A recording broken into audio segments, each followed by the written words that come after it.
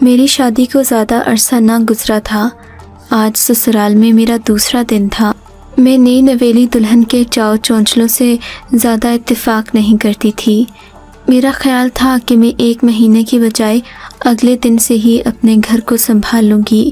ویسے بھی میری ساس ایک بوڑھی خاتون تھی، نندیں بیاہ کر اپنے اپنے گھروں کو جا چکی تھیں۔ اب میں اس گھر کی اکلوتی بہو تھی، سو میرا کچھ تو فرض بنتا تھا۔ بس یہی سوچ کر شادی کے دوسرے ہی دن اپنے کمرے سے نکل کر معمولی تیاری کے ساتھ کچن کی طرف آ گئی۔ اس وقت سب گھر والے سو رہے تھے، ابھی تک میرے شوہر سبحان بھی نہیں اٹھے تھے۔ میں نے سوچا سب کے اٹھنے سے پہلے ناشتہ تیار کر لوں۔ ابھی میں کچن کی طرف جا ہی رہی تھی کہ بیرونی دروازے میں ایک کھٹکا سا ہوا۔ میں ڈر کر پیچھے ہٹی، تبھی بیرونی دروازہ کھلا اور ایک شخص اندر داخل ہوا۔ اس کی آنکھیں لال سرخ تھیں اور حلیہ بھی عجیب سا تھا۔ یوں لگ رہا تھا جیسے کوئی ملنگ ہو جو غلطی سے ادھر آ نکلا ہو۔ میں اسے دیکھ کر بھاگنے ہی لگی تھی کہ اس نے آگے بڑھ کر مجھے سلام کیا۔ پھر جب وہ عجیب سے انداز میں آگے بڑھنے لگا تو میں نے چیخ چیخ کر شور مچا دیا۔ میری چیخوں کی آوازیں سن کر سبحان بھی کمرے سے نکل آئے، جبکہ میری ساس تو جیسے 2 قدم کے فاصلے پر تھیں، بھاگتی ہوئی صحن میں آ گئیں۔ بہو کیا ہوا؟ شور کیوں مچا رہی ہو؟ سب خیر تو ہے؟ اماں جی کچھ خیر نہیں ہے، دیکھیں گھر میں کوئی چور گھس آیا ہے، میں نے اس آدمی کی طرف اشارہ کرتے ہوئے کہا۔ ساس نے آگے بڑھ کر اس لڑکے کے سر پر دلاسا دیا، ماتھے پر بوسہ دیا اور اسے سینے سے لگاتے ہوئے بولیں، ارے بیٹی، یہ زاہد ہے، میرا چھوٹا بیٹا، شاید تم نے اسے پہلے دیکھا نہیں، بڑا نیک ہے میرا بچہ، ساری رات عبادت کرتا رہتا ہے، آنکھیں تو دیکھو کیسے لال ہو گئی ہیں میرے بچے کی، ساری رات سوئے گا نہیں تو ایسا ہی ہوگا، چل بیٹا جا کر اپنے کمرے میں سو جا، شاباش۔ انہوں نے پیار سے زاہد کو اس کے کمرے میں بھیج دیا، جبکہ میں حیران یہ سب منظر دیکھتی رہ گئی۔ مجھے ابھی تک اس کی لال آنکھیں یاد آ رہی تھیں، نہ جانے کیوں میں اسے دیکھ کر واقعی ڈر گئی تھی، مگر پھر ساس اور شوہر کے سمجھانے پر مجھے اپنا رویہ ٹھیک کرنا پڑا۔ اسی دن میں نے اپنے شوہر سے پوچھا، آپ کے چھوٹے بھائی کو کیا کوئی بیماری ہے؟ بولے نہیں، بیماری تو نہیں ہے، بس ذرا مجذوب سا ہے، تم اس کا خیال رکھا کرو، محبت کرنے والا لڑکا ہے، تمہاری بھی بدلے میں عزت کرے گا، لیکن اگر کوئی اس کے ساتھ بگاڑ لے تو اس کے ساتھ برا ہوتا ہے، کوئی نہ کوئی نقصان ہو جاتا ہے اور وہ شخص کبھی خوش نہیں رہ پاتا۔ شوہر کے ایسے عقائد دیکھ کر میں حیران رہ گئی، مگر چپ تھی کہ نئے گھر میں نئے لوگوں کا مزاج پتہ نہ ہو تو لڑکی کو زیادہ بات چیت نہیں کرنی چاہیے۔ اب میں خاموشی کے ساتھ صبح سے شام تک گھر کے کام کرتی، ہر وقت کسی نہ کسی کام میں لگی رہتی اور ساس کے ساتھ آنے والی مہمان خواتین سے بھی ملتی، وہ سب میری تعریفیں کرتیں، جس پر میری ساس بھی خوشی سے پھولے نہ سماتی۔ سبھی کہتے تھے کہ سبین کی بہو بڑی سگھڑ اور فرما بردار ہے، خدا سبھی کو ایسی بہو دے۔ اب میری ساس اماں نے رفتہ رفتہ مجھے گھر کے سارے کاموں میں لگانا شروع کر دیا، یہاں تک کہ کپڑے دھونے کی باری بھی میری آ گئی۔ سارے گھر کے کپڑے مشین میں ڈالتی اور انہیں دھو ڈالتی۔ میرے دیور سبحان کے کپڑوں پر عجیب سا میل مٹی لگا ہوتا، اسے دھونے میں مجھے اور بھی زیادہ دیر لگتی۔ بہرحال میں خاموشی سے اپنے گھر کو چلانے میں مصروف تھی۔ سردیوں کے دن آ گئے، ہم لوگ کپڑے ڈالنے کے لیے صحن کی بجائے چھت پر جانے لگے۔ چھت پر کپڑے ڈالتے، شام تک واپس لے آتے۔ ایک دن میں نے صبح کے وقت کپڑے ڈالے، دن کو کاموں میں مصروف رہی، شام کو کپڑے اتارنا بھول گئی، یہاں تک کہ رات ہو گئی۔ مغرب کے وقت آسمان پر بادل چھا گئے، بارش برسنے لگی تو مجھے احساس ہوا کہ میں نے تو چھت پر کپڑے سکھانے کے لیے ڈالے تھے۔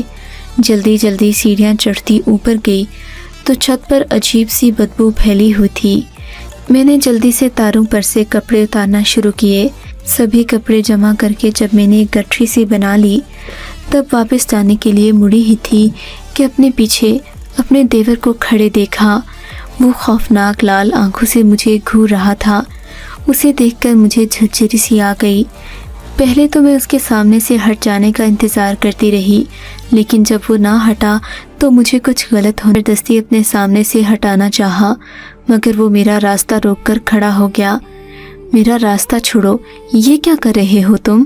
بھابھی ہوں میں تمہاری، شرم کرو، میں نے اسے ڈانٹتے ہوئے کہا، مگر وہ ڈھٹائی سے میرے سامنے بت بنا کھڑا رہا۔ خدا کا شکر کہ اسی وقت میری ساس کی آواز آئی۔ دیور اپنی ماں کی آواز سن کر فوراً میرے سامنے سے ہٹ گیا۔ میں تو پھولی سانسوں کے ساتھ جلدی جلدی نیچے بھاگی، اپنے کمرے میں آ کر سانس لیا، دیکھا تو سبحان آفس سے آ چکے تھے۔ آج آپ اتنی دیر سے کیوں آئے ہیں؟ میں نے اپنی گھبراہٹ پر قابو کرتے ہوئے کہا، مگر سبحان نے بھی محسوس کر لیا کہ میں ڈر گئی ہوں۔ تم اتنی گھبرائی ہوئی کیوں ہو؟ سب ٹھیک تو ہے؟ انہوں نے پوچھا۔ جی سب ٹھیک ہے، وہ بس بتاؤ مجھے کیا ہوا ہے؟ وہ فکر میں پڑ گئے۔ میں چھت پر کپڑے اتارنے گئی تھی، جب واپس مڑی تو پیچھے آپ کا بھائی کھڑا تھا اور بس اس سے آگے ایک لفظ مت کہنا۔ سبحان نے غصے سے گرجتے ہوئے کہا، میں اپنے بھائی کو اچھی طرح سے جانتا ہوں، تم پڑھی لکھی لڑکیوں کے یہی تو لچھن ہوتے ہیں، سسرالی گھر والوں کو اپنی چالاکیوں سے گھر سے دربدر کر دیتی ہو اور پھر چاہتی ہو کہ اکیلی گھر پر راج کرو۔ سب جانتا ہوں میں، یہ ڈرنے گھبرانے کے ڈرامے کر کے تم مجھے میرے بھائی سے دور نہیں کر سکتی۔ وہ یہیں پر رہے گا، میں اسے کہیں نہیں بھیجوں گا۔ خدا نہ خواستہ میں نے کب کہا کہ آپ اسے کہیں اور بھیجیں؟ مجھے اب ان کی الزام تراشی پر غصہ آ رہا تھا۔ بس اب اس موضوع پر اور کوئی بات نہیں ہوگی۔ سبحان کے رویے سے صاف پتہ چل گیا تھا کہ وہ اپنے چھوٹے بھائی کے خلاف ایک لفظ بھی سننا گوارا نہیں کرتے۔ اس دن میں نے بھی سوچ لیا کہ مجھے اس گھر میں احتیاط سے چلنے کی ضرورت ہے، نہ ہی دیور کی آئندہ شکایت لگاؤں گی، نہ ہی اس سے برا رویہ رکھوں گی۔ یہ نہ ہو کہ وہ خواہ میری شکایت لگا دے اور پھر سبحان مجھ سے ناراض ہو جائیں۔ یہی سوچ کر میں نے سمجھوتا کر لیا۔ اب میری ساس مجھے جو بھی کہتی میں ان کا کہا مانتی۔ وہ اکثر جمعرات یا جمعے کو حلوہ بنواتی، کبھی گوشت پکواتی تو کبھی میٹھے کی کوئی اور قسم۔ اس دن بھی جمعرات کی شام میری ساس نے سوجی کا حلوہ تیار کیا اور مجھے کہنے لگیں، جا کر اپنے دیور کو دے آؤ، وہ بھوکا بیٹھا ہوگا، بیچارہ کچھ کھانے کو بھی نہیں مانگتا۔ ساس کی اس بات پر میں نے ناگواری کا اظہار کیا۔ اماں جی، آپ کا بیٹا ہے، آپ ہی اسے جا کر دے آئیے، میرا تو ویسے اسے پردہ کرنا بھی بنتا ہے۔ لو، کیا تم میرے بیٹے کو اس قدر گرے ہوئے کردار کا مالک سمجھتی ہو؟ میرا بیٹا ایسا نہیں ہے بہو کہ تم اس سے پردہ کرنے لگ جاؤ۔ خدا کا واسطہ ہے یہ ڈرامے اپنے گھر میں جا کر کرنا۔ میں ساس کی باتوں پر حیران رہ گئی تھی، حالانکہ میں شروع دن سے ہی اس بات کی قائل تھی کہ میں اپنے دیور کے کمرے میں نہ جاؤں، نہ میں اس سے کوئی فالتو بات کرتی تھی کہ مجھے اس کے سامنے جانے کا موقع ملے۔ مگر اس دن اماں جی نے ہنگامہ کھڑا کر دیا، جاؤ بہو، میرے بیٹے کو جا کر حلوہ دے آؤ۔ جب تک تم اپنے دل سے اس کی نفرت نہیں نکالو گی، میرے دل میں جگہ نہیں بنا پاؤ گی۔ میں اپنی ہی تقدیر پر ہنسنے لگی۔ کیا اب میرا کام سب گھر والوں کے دلوں میں جگہ بنانا رہ گیا تھا؟ کیا میری اپنی کوئی جگہ نہ تھی؟ یہ سوچ کر میری آنکھوں میں آنسو آ گئے۔ والدین کے گھر تھی تو کسی کے دل میں جگہ بنانے کی ضرورت نہیں تھی، یہاں آ کر ہر ایک کی خوشامد کرنا پڑ رہی تھی۔ بہرحال ساس کے ہاتھ سے حلوے کی پلیٹ لے کر میں زاہد کے کمرے میں چلی گئی۔ دروازے پر دستک دی تو اس نے کوئی جواب نہ دیا۔ کافی دیر کھڑی رہی، واپس کچن میں آئی تو ساس کے تیور بدلے ہوئے تھے۔ ادھر دو، منحوس ماری تو ساس کے تیور بدلے ہوئے تھے۔ ادھر دو، منحوس ماری، جانتی تھی میں، تمہاری وجہ سے اس نے اپنے کمرے کا دروازہ بند کر لیا۔ ساس غصے میں بکتی جھکتی کچن سے چلی گئی۔ میں انہیں بس دیکھتی ہی رہ گئی۔ تھوڑی دیر کے بعد وہ واپس آئیں تو ان کے چہرے پر ہمدردی اور محبت کے تاثرات تھے۔ بیٹی، میری بات کا برا مت منانا، مگر میرا بیٹا بہت نیک ہے، اس کا تو نام ہی عبادت گزاروں والا ہے۔ یہ سارا دن عبادت کرتا ہے، اسی لیے اکثر فجر کے وقت اٹھ جاتا ہے، پھر سارا دن سویا رہتا ہے۔ دیکھو نا بیٹی، کچھ لوگوں کا مزاج مختلف ہوتا ہے، مجھے اچھا نہیں لگا کہ تم نے میرے اتنے نیک پرہیزگار بیٹے سے پردہ کرنے کا کہا، جبکہ میں اس کی نیت جانتی ہوں۔ میری ساس اب اپنے بیٹے کی بے جا حمایت پر اتر آئی تھیں۔ मगर मैं जानती थी कि मैं जो कर रही हूँ सही कर रही हूँ। खैर, अपनी सास का रवैया ठीक करने की खातिर मैं वो जब भी घर आता मैं खाने का पूछती और पानी वगैरह मांगता तो दे देती। रफ्ता रफ्ता मैं उसके साथ मानूस होती चली गई। अब उसकी लाल आंखों से मुझे डर नहीं लगता था। वैसे भी उसकी हरकतें बिल्कुल बेसरर सी थीं। वो मुझे क्या नुकसान पहुंचाता, उसे तो अपना होश नहीं था। एक दिन मैं अपने घर के कामों में मसरूफ़ थी। सुबह सुबह का वक्त था। गालिबन मैं किचन में मौजूद होंगी कि मेरा देवर भी वहीं आ गया। मैंने पहले तो उसे नज़रअंदाज किया, मगर फिर वो काफ़ी देर वहीं खड़ा रहा तो मुझे उलझन होने लगी। मैंने उसे बाहर जाने का कहा तो वो दरवाजे की चौखट में बैठ गया। या खुदाया, अब क्या करूं? मैंने दिल में सोचा। अगर अम्मा जी को आवाज़ दी और ये इन वक्त पर उठ गया तो क्या करूंगी? मैंने दिल में सोचा। मेरी सास तो वैसे ही मुझ पर बातें बनाने के बहाने तलाश कर रही थी, मगर मैंने ये नौबत नहीं आने दी। चुपचाप खड़ी रही। वो भी मुझे देखता रहा। फिर अपना सर झुकाकर बोला, भाभी मुझे थप्पड़ मारो, मेरे मुंह पर थप्पड़ मारो। वो जुनूनी अंदाज में बोला, ऐसा क्यों कह रहे हो जाहिद? तुमने ऐसा कुछ नहीं किया कि मैं तुम्हें थप्पड़ मारूं। मैंने उसे प्यार से समझाना चाहा, मेरे मुंह पर थप्पड़ मारो। उसने चीखते हुए कहा। मैं उसकी बात सुनकर डर गई। इतने में सुभान भी वहां आ गए। जाहिद, तुम यहाँ क्यों बैठे हो? इन्होंने हैरानगी से पूछा। भाभी से कहो मुझे थप्पड़ मारे। जाहिद ने जुनूनी अंदाज में कहा। तुमने इसे कुछ कहा है? मेरे शौहर ने मुझे घूरते हुए कहा। नहीं सुभान, मैं ऐसा क्यों कहूँगी? ये तो मेरे छोटे भाइयों की तरह है। खूब समझता हूँ मैं तुम्हें। तुम औरतों की चालों से मैं अच्छी तरह वाकिफ़ हूँ, सुभान ने कहा और अपने भाई को वहाँ से लेकर उसके कमरे में चले गए। मैं हैरान थी कि ना ही मेरे शौहर को मुझ पर यकीन है, ना मेरी सास को। बस अगर था तो सिर्फ जाहिद का, जो इस घर का बेताज बादशाह था। मैं अब इन हालात से तंग पड़ने लगी थी। मैं इस घर में ब्याह कर अपने शौहर के लिए आई थी, मगर दिन भर मुझे अपने देवर की बातें सुनना पड़ती। उस दिन मैंने सोच लिया कि अपने शौहर से वाज़ेह तौर पर बात करके रहूँगी, क्योंकि इस तरह अगर चलता रहा तो मेरी इस घर में कोई जगह नहीं रहेगी सिवाय जाहिद की नौकरानी बनने के। रात को सब कामों से फारिग होकर मैं अपने कमरे में गई तो सुभान को इस बारे में बताना चाहा। सुभान, आप एक बार मेरी बात तो सुन लें। कहो, सुभान के अलावा तो मुझसे हर बात कर सकती हो, इन्होंने बेजारी से कहा। लेकिन मुझे सुभान के बारे में ही बात करनी है। मैंने कहा ना, इस बारे में कोई बात नहीं होगी। फिर तुम्हें समझ क्यों नहीं आता? सुभान, आप समझने की कोशिश करें। मैं आपके भाई के भले की बात कर रही हूँ। आपके भाई का ज़हनी तवाज़ुन मुझे सही नहीं लगता। आप उसे कहीं चेक करवाएं।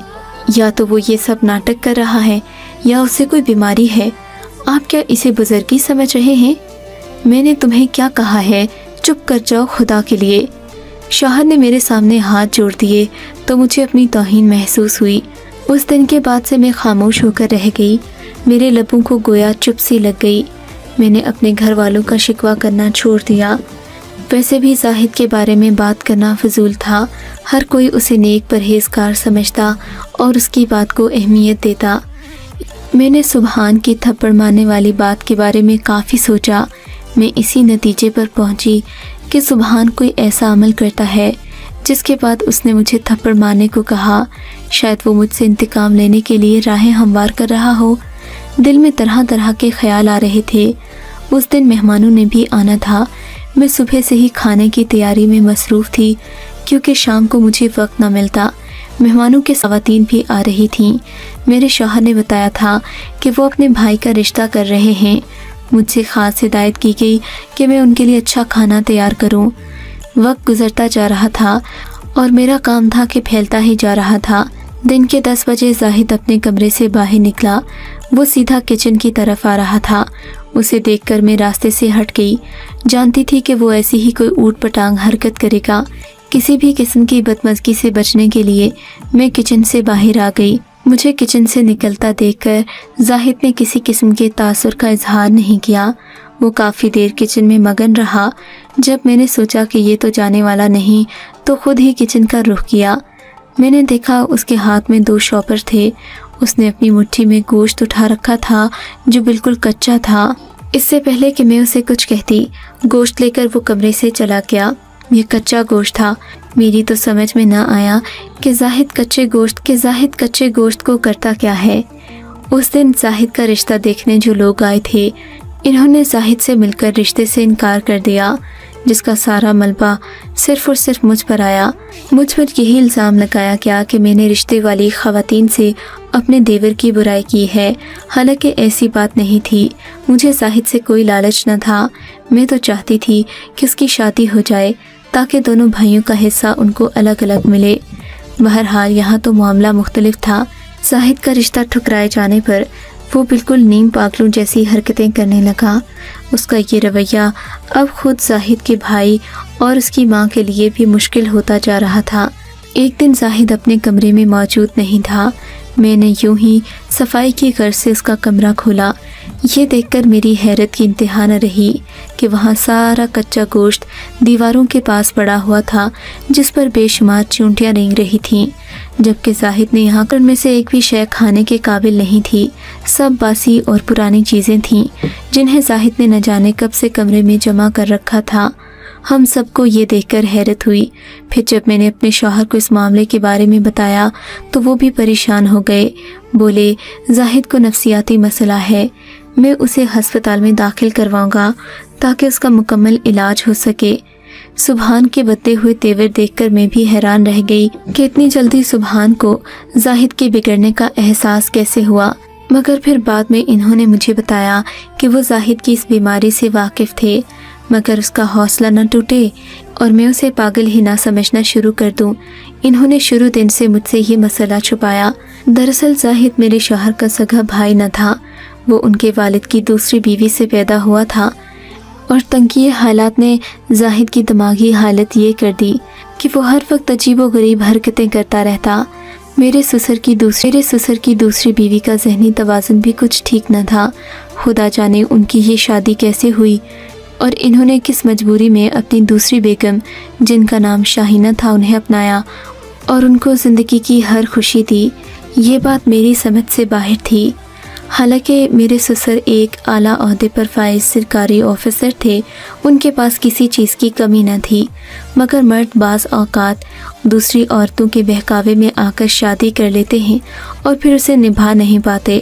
خدا جانے انہوں نے کیسی عورت سے شادی کی تھی جس نے ان کے بچے کو بھی ذہنی مریض بنا دیا۔ خدا ایسی لاپرواہ اور غافل عورتوں سے ہر گھر کو بچائے۔ آج زاہد ٹھیک ٹھاک ہے، اس کا ایک بیٹا بھی ہو چکا ہے، جبکہ میں 5 بچوں کی ماں بن چکی ہوں۔ وہ میرا ہمیشہ شکریہ ادا کرتا ہے کہ برے دنوں میں نے اس کا ساتھ نبھایا اور اس کے ذہنی مرض کو بگڑنے سے بچایا۔ اسی احسان میں مشغول ہو کر میرا دیور میری عزت بڑی بہنوں جیسی کرتا ہے۔